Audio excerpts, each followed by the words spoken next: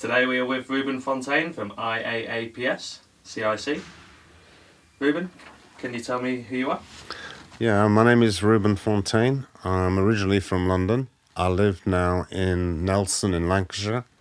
I spent most of my life working in telecommunications. I moved up to Yorkshire back too long ago. I'm not going to go through that, it's too long ago. I have 6 sisters and a brother. There's 8 of us in our family. We're a Christian family. I went through all this that I've gone through, and I decided that I had to sort out things, as they say. So I went to universities to find out more about how the law works around family law. And I studied at the University of East London from 2003 to 2006. Can you tell me why you are here today? Well, for the last 10 years, I've been helping people on Twitter. It's now called X.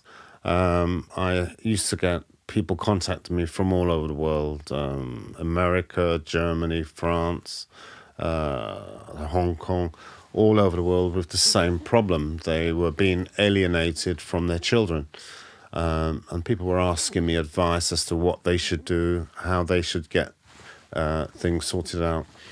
And I was helping people. I couldn't actually be in a court, but only as an observer, helping them with their paperwork to complete contact arrangements, to negotiate with different people. So finally got the opportunity to set up the website, the International Association of Alienated Parents. The reason why it's called an international association, because I was dealing with people from all over the UK and all over the world, the same problem with their children.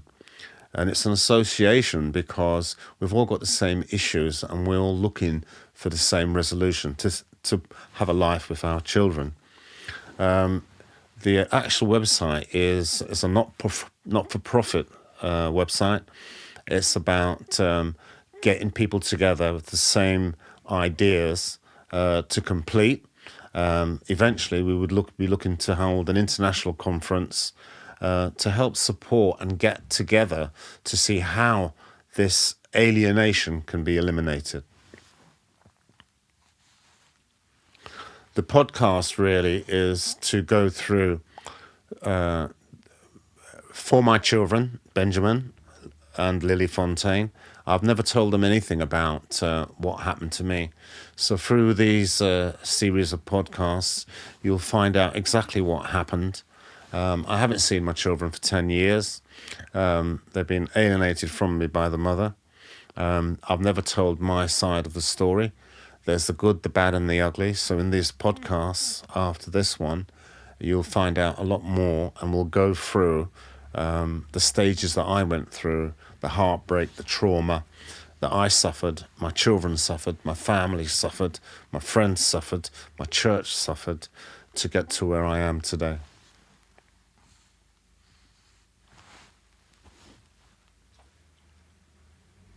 Have you done the podcast already? Yeah. Sorry? What are you hoping for by the podcast? Have you already answered that, or? What's the other? Is it today? I want people to come. With regards to the podcast, I want people to come through the website with people with similar problems. They're not seeing their fathers, and it affects not only the parents or the absent parent. It affects grandparents, cousins. I want them to be able to have the opportunity to share their problems and see if we can find a resolution, find a way forward. The last resort is obviously through the courts, through the family law courts. But I think if there is a way through mediation, we can achieve that without causing any trouble to the children or to the family. Both sides of the family, because you have to remember that the most important thing in all this is the children. Can you tell me about the website? As I said before, IAAPS CIC is a a community interest company. So it's a not-for-profit website. It's really for people to join as members. They pay a £10 membership fee, yes, and that £10 membership goes into a pot. We're hoping when we do eventually have enough members and have enough people on board to submit a petition to local government, to the government, at number 10, to have a look into what the issues are surrounding parents that have been alienated from their children. And it helps us to hire a conference hall big enough for the conference that we're looking to do, to have representatives from other countries that want to engage in this, and to have professionals, CAFCAS, very important in this issue, social services, the police, the judges, solicitors, barristers. They all have a part to play in this. And I remember in my days going back, when I was studying, I was with, at the time it was called Father's Rights, but we don't call it Father's Rights anymore. We call it Alienated Parents' Rights, because these days now, things have changed since my day, where a lot of fathers are getting residency for the children, whereas before it was the mothers that would predominantly get residency. Now it happens to both sides. Both sides, once they got the parent responsibility, try to alienate the other parent. So it can be the father alienating the mother, or it can be the mother alienating the father. Whichever way it's wrong. And the thing that they have to remember is that we're all here for the safeguarding and looking after and making sure that the children are at the centre of everything that happens. What difference are you hoping to make? You know, I talked to, over the last 10 years, I've talked to a lot of professionals. I've talked to barristers, I've talked to solicitors. I've attended in court with regards under Mackenzie's law, which allows me to attend and to assist, but I can't speak. For me to be able to speak, I'd have to do my LPC, which I didn't have enough money at this when I finished my law degree to finish. So the website is there really to help people to make a difference. So people will be able to understand the processes involved in law, understand what they need to do to bring their own situation forward. I can offer that. I have been successful. The greatest thing is to see a father and a son or a daughter reunited after 2-3 years. We've just had one recently. He's just going to see his son for the first time in over 18 months. Went through the process with him from the beginning right through to now to completion. What is the plan with the podcast? The plan with the podcast is, as I said before, is really to give you an outlook as to you can see what's happened to you, to me, see how it's affected my life, my family, my children, or should I say our children. It's an amazing story that I've come through. I was married in 1995. We divorced in 2000. 25 years later, I'm still going through this. I still have a lot of heartache, but you must never give up on your children. It's the hardest thing in the world to do. So I'm hoping that the podcast will help people in that position to see a light at the end of the tunnel. We see the collaboration with Will Smith. What is that about? Oh, God, that brings tears to my eyes. When my children were very, very young, I kind of realised that the mother had another agenda. But I'm a family man. I grew up within a family, a very close family. And one of the things I realised was if she does try to affect the children have to have a roots where they understand what this is all about. Will Smith's song, Just the Two of Us, goes through his child being born and how he felt, things that he had to do that he didn't want to do, but being a good father or being a good mother, he had to do. And it explains to them about the love that he has for his children and how that is never ending. So the song Will Smith, I remember when my children were very young, I picked them up from their mothers one day and we sat in the car and we was driving from Yorkshire to London. I did that for 7 years, every 2 weeks. And I just got in the car and I put the CD on and they just sang the whole song from the beginning to the end. I cried my eyes out, so they would understand it and they knew it. So that song is actually very important to me. And so if anybody goes onto the website, please have a listen to it. It's on there.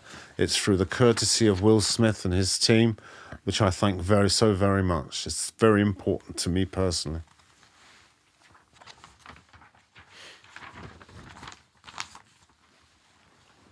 What about your children, Benjamin and Lily Fontaine? They are my life. They've always been my life. I saw them come into this world. We've been together as the three of us all over the world. We used to fly away every weekend on a Friday, most times when they were with me in London, at London City Airport, and come back on the Sunday and then take them back up to Lancashire, back up to their mother. They know nothing about what happened between me and their mother. They only know what's happened between that she's told them. So they really have no idea, only what the mother has told them. I've never told them very much at all, because I think the last time I saw my daughter, she was either probably 12, 13, and my son the same. So they know nothing about what really happened. They only know what the mother has told them. So they need to have the truth. And the series of podcasts will be the truth. It'll be the good, the bad, and the ugly. I'm not a saint. There's some things I did wrong, and there's some things that the mother did wrong. But you know, I stand up for what I've done to look after my children and to look after my family. And I remember when I went to court the last time when I was trying to fight what she was doing, trying to alienate me from the children. There's nothing the judge could do because the children was of an age where they can make that decision themselves. And the last thing the judge says to me was that, Mr. Fontaine, the truth will out. And that stayed in my head. And I'm going back over 25 years ago. And this is what this is about. The truth is going to come out. I am writing a book. The book's nearly finished. Hopefully I'll get a publisher. And, you know, the truth will come out. What people want to believe of that truth is entirely up to them. What the kids want to believe is entirely up to them. After I've gone, the truth will still be there. Do you have any people you'd like to thank as well? I've been very lucky, and it's very emotional to be at this stage because people have helped me to get through this through my life. I want to thank Father Paul from St. Augustine's Church in Ilford, who went through the early years with me when the kids were very young, when I was going through the worst of it, supported me, wrote letters to the court on my behalf about what I'm about the children. I want to thank Paul Sabine, who I haven't seen for many years. And the problem is that if you listen to this, Paul, I'm going to get in touch with you soon. You did so much for me and the children, and your two children, who they all grew up together in London. They were little kids, I think from 6 years old, because the kids initially started school in London. And when I was in London, we had a fantastic life. So many people supported us. And one of the major people was Paul and his wife, Paul Saban. He was a taxi driver. He helped me so much to keep faith, helped me when I was taking the kids away. I remember we went to Disneyland and he gave me his redundant travel passes for Disneyland. So I want to thank him. I want to thank Jonathan Atone and his parents, Jonathan's parents and me. They lived across the road from me when I used to bring the kids down to London.